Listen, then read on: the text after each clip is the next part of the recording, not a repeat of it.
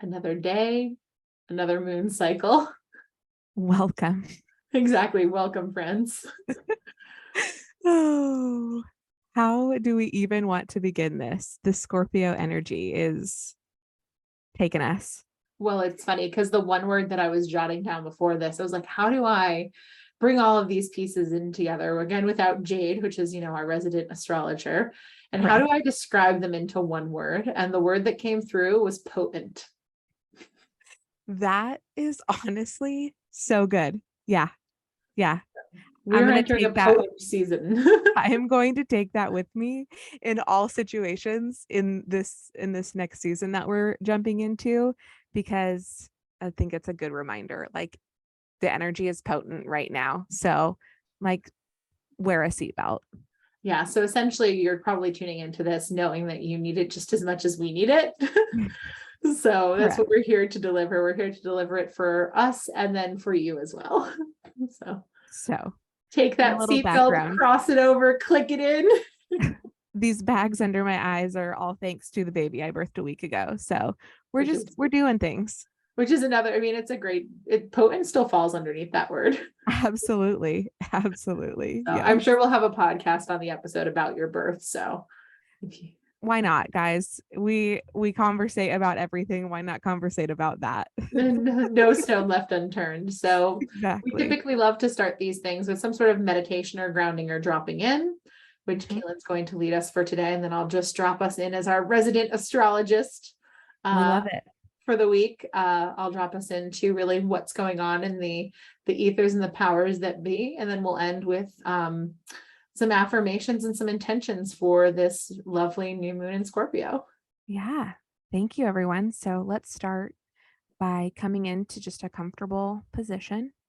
Let's close your eyes and bring awareness to your breath. Notice where it travels to, trying to direct it to the belly. Breathing with our full lung capacity. As we begin to look inward to your inner space of peace, calm, silence, stillness. Visualize yourself seated beneath an open, velvety night sky. As you see yourself gaze up, you notice the stars, how bright they shine compared to the new moon, translucent and hidden on this evening. They twinkle and glisten above you, one in particular outshining the rest, sending beacons of starlight across the sky towards you. Envision this bright starlight emerging out from your heart center. Gradually, it grows bigger, offering this bright light to the world around you. At the same time, notice a bright light pouring in from the top of your head from above, in through the crown of your head. As you breathe in, feel the starlight pouring in from your crown. As you breathe out, feel the starlight emerging outward from your heart. Breathing in, the light flows into you. Breathing out, the light radiates outward. Feeling this light within you, the spark of life that is always within. Find the spark, your life force, your personal energy, responsible for all you do and who you are. Feel the stillness of this energy within you. Feel the stillness at the very center of your being. Still, but so alive, so vibrant. Your inner current, your personal frequency. You have so much you can give. On this new moon, it is the best time energetically to connect, to understand what your personal, deepest, and truest desires are. Think about the things you would like to bring into and manifest in your life. Think about something you would like to bring about. You can speak these intentions to yourself in your mind now. Feel these words projecting outwards. Why do you want this a part of your life? Why do you want your life to be this way? What emotions will this bring about in you? How will it make you feel? Try and let that emotion encompass you completely and entirely. Feeling that emotion radiating through you and emitting the frequency outward. Deep in meditation, feel that you can stay here, setting your intentions and manifesting it into the world as long as it feels right. When you do choose to leave, do so with a deep sense of knowing that you already want to manifest, that what you want to manifest is already yours. Let's take a couple deep breaths in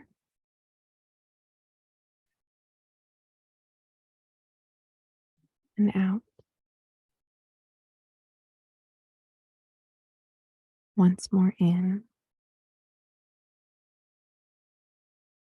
and out. And when it feels right, you can open your eyes.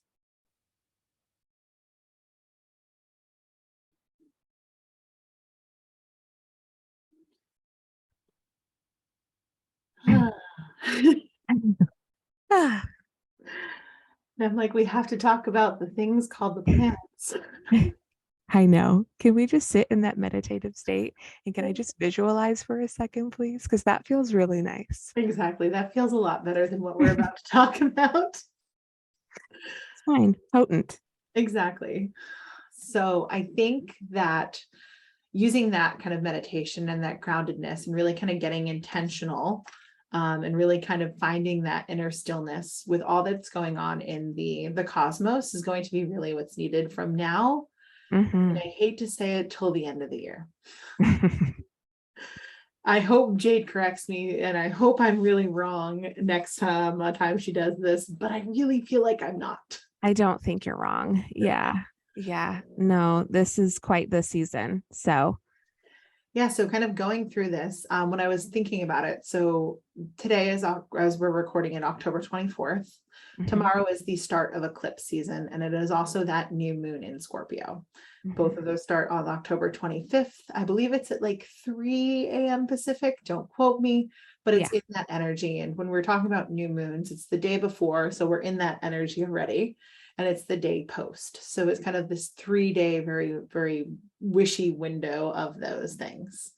Right smack dab after it, our friend Mars, which is the planet of war and battle and triumph and conflict, is going to retrograde. So right now there already is Mars energy is slowly coming about. It's be ready to station retrograde. So right before a retrograde happens, I think of like the door that like doesn't want to quite close. It like slowly kind of tries to go.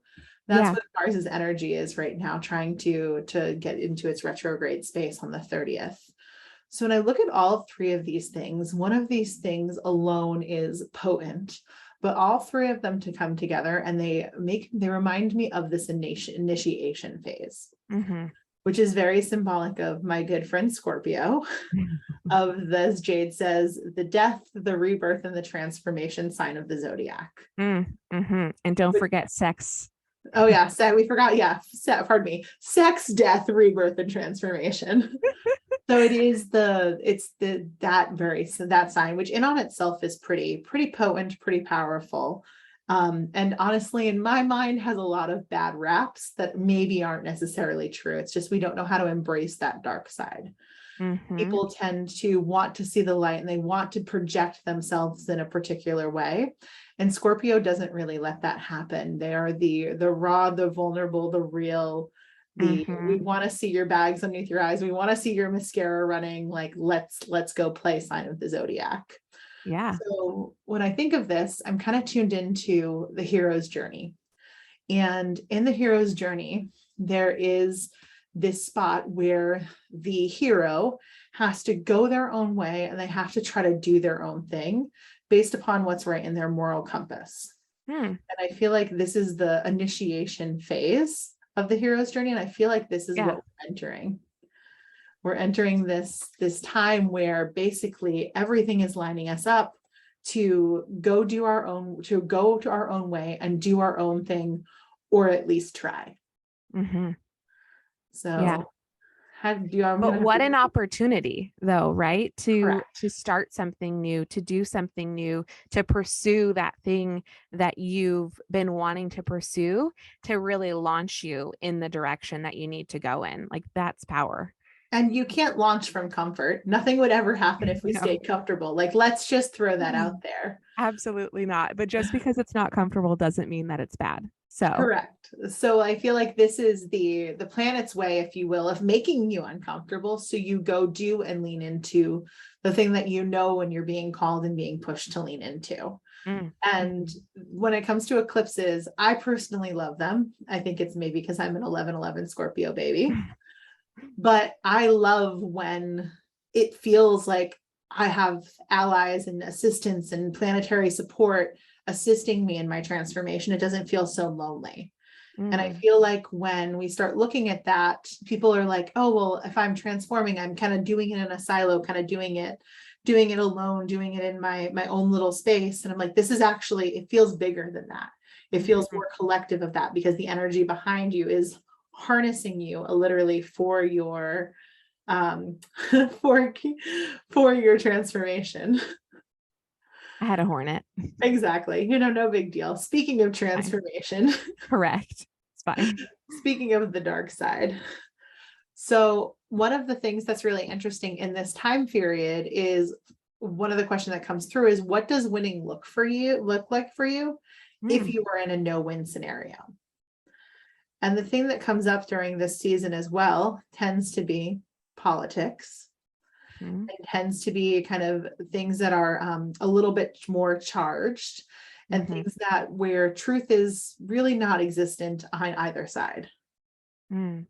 So one of the things that we look at this is scenarios that are no win. What does winning look like for you? What is your definition of winning kind of during this Mars retrograde, new moon in Scorpio season? Deep philosophical, rhetorical question. Correct. Yes. Is there a good answer to it? I don't think so.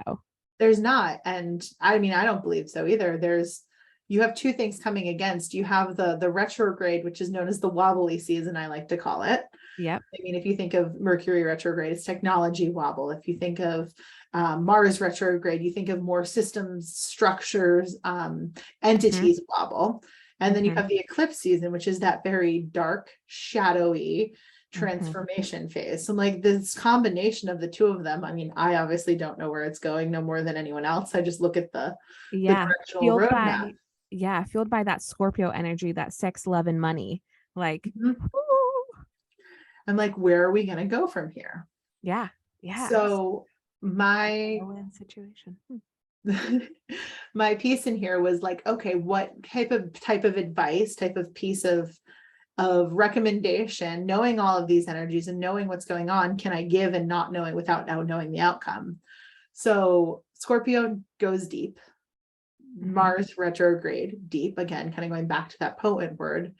So I feel like this energy in this season, we're especially supposed to get low to the ground and find our grounding and find our footing and find that inner stillness. We cannot do this season without grounding. Yeah. You can, but you're going to come out, start of 2023 and look completely disheveled. And I mean, you can try to do it. I mean, I've tried to do it probably, I don't know, maybe ages 16 to 25. And there's a better way of doing it, is what I'm saying. Correct. Learn from the mistakes. Exactly. Here, please take my 10 years of mistakes and apply them to your life. So we can't do this season without grounding. And the other thing that I want to kind of pull into this is snakes are normally associated with Scorpio season. Yes, I know the Scorpio is the sign, but the snake has that very transformation, very shedding of skin like type energy. And when I kind of tap in and get connected with this, it's Snakes are also known as, are also kind of bring in all of this vibration, bring in all of these pieces of energy. That's how they interpret their surroundings. Yeah. So I think one of the pieces that's really important kind of going into this season rather, is to use this vibration, to use this gut check feeling, to use the observance while staying really low and really grounded to kind of the season and to what's going on in order to kind of make it and feel the way through the season. Yeah. And also bringing in that snake energy of this transformation of the shedding of skin. She does it very beautifully and very easily. There's Yeah. not a fight of shedding. It is a Mhm. ease of shedding.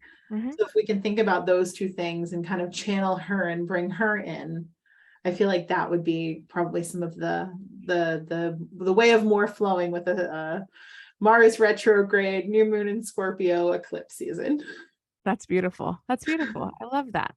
So Well, I have a few affirmations that I feel like kind of fit in with that, shedding of your skin and the being openness and not muscling through this energy that we're really about to and currently experiencing. So if any of these resonate with you, I just empower you to write them down and put them in a journal or put them on a post-it note and in a spot where you see them often, daily or throughout the day, to kind of use them as a reminder, or all four of them if they all resonate with you. But I'll just start by reading these for you. So the first is, I am open to healing my mind, body, and soul. I bring to light my shadows and release what no longer serves me. I allow clarity and peace to wash over me. I am open to new opportunities that are in alignment with my highest potential. So, if any of those resonate with you guys, which they all resonate with me, so yes. I can tell you that I've already written them down. And we'll put them in the YouTube Yeah. comments too for you guys. Yeah. So you don't have to sit there and quickly jot them down word for word. We'll have them delivered to you. I love the open to healing mind, body, and soul. And I feel like just that phrase alone, the open to healing or open to blank, it just puts a different energy around it. And it puts that divine feminine of receiving on it versus like, I will heal my mind, body, and soul. There's a different texture to that. Absolutely. Yeah. Openness, right? Especially when you're in this place of a lotness, right? Of extra. And just having the intention of being open to whatever it is that you need. And like, whew, that's powerful in and of itself because it's this like form of surrender when you put yourself in a position to being open to things. And man, if surrender wasn't the theme of this year for me and pretty much our entire group, I don't know what it was. Yeah, I feel like this is just the icing on the top of the surrender cake for 2022. Yes. So like, of course, we're just ending with this super potent season and we're just gonna ice the surrender cake. Yep, for sure. The affirmation that I'm kind of leaning into, and I only did one because I'm not Kaylin. I'm just not. Fine. Is I allow myself softness to be able to reparent myself in this season. So, because I feel like a lot of what's going on and a lot of we're going to feel during this particular month, we're going to have to ask, what is it that I need? What is it that I need in this moment? Because we are going to be bounced around a little bit, if you will. So I feel like that's a great place for affirmations, but it's also a great place from a reparenting perspective of like getting in touch and actually being able to ask and voice and vocalize the things that are needed. Yeah, that's really great. I love that. So and the allow. Exactly. Allow myself. Again, this is very similar to open. So exactly. You guys will notice a trend as you listen to these more and more of like our wording and the choice that we use for them. They're all very intentional. And if you come work with us, we'll actually help you craft those words and help you kind of alter and kind of surgically remove certain words that have different energies attached to them. Yeah. So good deal. Thank Awesome. you to Well, thank everyone you. for watching and for joining us. And thank you, Cass, for your on the fly astrology reading. I I love it. do And what I forecast. can. It was probably the most shaman astrology reading anyone will ever hear, but I'm here for it. I like your spin. It's good. So thank Well, you thank guys. you.